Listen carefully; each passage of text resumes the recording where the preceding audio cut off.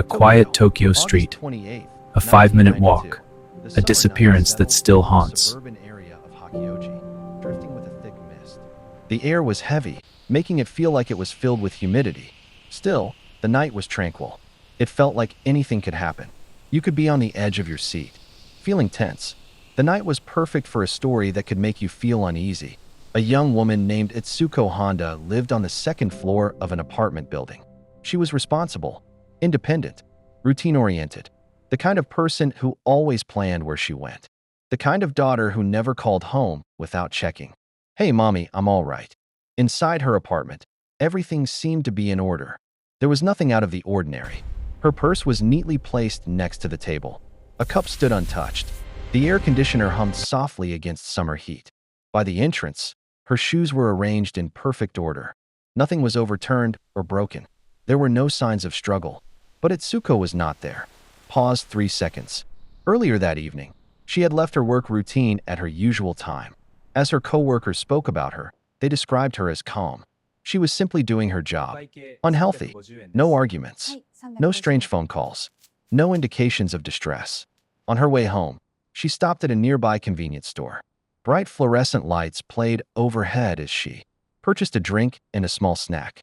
The security camera recorded her as she exited the store. Heady, composed, unhurried. It was a regular evening. On her way home, she stumbled upon a nearby public phone booth.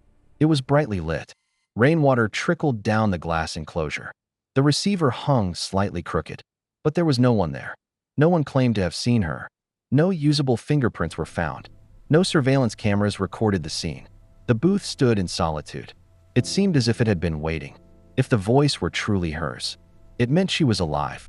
The next day, a busy police officer canvassed the neighborhood. They looked for anything that could help them find her. The road between her apartment and the store were searched. The drainage systems, the nearby woods. No luck. No signs of blood. No personal belongings. All the while, the silence of that summer night echoed, knowing something happened between those 2 points in time.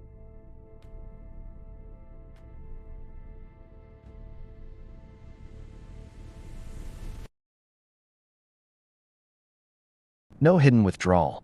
No secret second life uncovered. Then, a witness came forward. A man claimed he had seen a woman arguing beside a dark-colored sedan He must near be the working area late. that night. He couldn't Where see could he faces be? clearly. No He one couldn't has seen provide a him. license plate. His wallet. And his Weeks timeline later, a didn't rumor perfectly surfaced, a align with the postcard, confirmed reportedly mailed from movements. northern Japan. Was it 3 words Etsuko? written Or a inside, "It has coincidence never been born found." from media attention? Investigators could not say. The 5-minute walk remained fractured. A gap in reality 3 days after he refused to vanished, close. a withdrawal, In the months before 300,000 Etsuko from an vanished, ATM 200 two miles other away. women The in camera? nearby districts had filed reports. Both described feeling followed. One mentioned a man lingering near phone booths late at night. Another said she sensed someone watching her during her walk home. None of these reports were officially connected to Etsuko's case. There was no solid proof of a serial offender, but the similarities unsettled locals. Was she targeted? Was someone studying her routine? Or was she simply in the wrong place? At the wrong time, on the wrong night? The city offered no answers, only overlapping shadows. 3 primary theories emerged. The first, a random abduction, an opportunistic crime in a moment of vulnerability. The second, someone she knew, someone who understood her routine, someone who knew that 5-minute path. The third, the phone call was staged, a cruel manipulation meant to mislead investigators.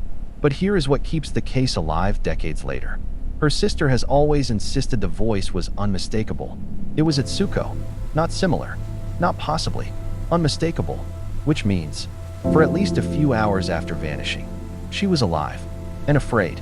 Paused 3 seconds. So what changed? What happened between that phone booth and the silence that followed? Today, the same road still exists. People walk it daily. Students, office workers, families heading home. The streetlights still hum. The cicadas still scream in summer. There is no memorial plaque, no marked location, just an ordinary stretch of pavement. But somewhere along that 5-minute walk, a 28-year-old woman disappeared, without a scream heard, without a struggle seen, without a trace left behind. And in the early hours of the morning, a voice whispered into a telephone, "Help me." Then nothing. Pause 5 seconds. The case of Etsuko Honda remains unsolved. Fade to silence.